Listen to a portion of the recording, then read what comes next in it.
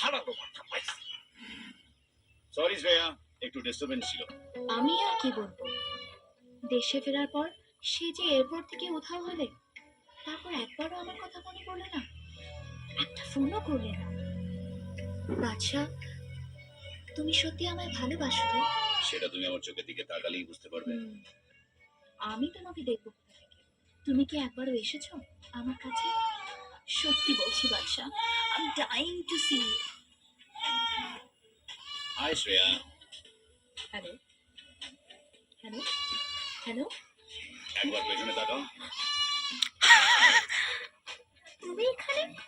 হ্যাঁ, আসতেই হলো, কারণ আমার শ্রেয়া যে আমায় মিস করছিল। আহা, চিন্তা করো না, তোমার কমিশনার দাদার কাছ থেকে পারমিশন নিয়ে এসেছি। আমি সরি বাদশা, আমি মনে করেছিলাম তোমাকে সত্যি কথা বললে তুমি আর আমাকে ভালোবাসবে না, তাই মিথ্যে কথা বলেছিলাম। বাট তুমি ম্যানেজ করলে কিভাবে দাদাকে? আমি তোমার দাদাকে কনভিন্স করে ওনার গ্যাংয়ে ঢুকে পড়েছি। চিন্তা করো না, আমাদের ভালোবাসার কথাটা ওনাকে আস্তে আস্তে ঠিক জানিয়ে দেবো। বাট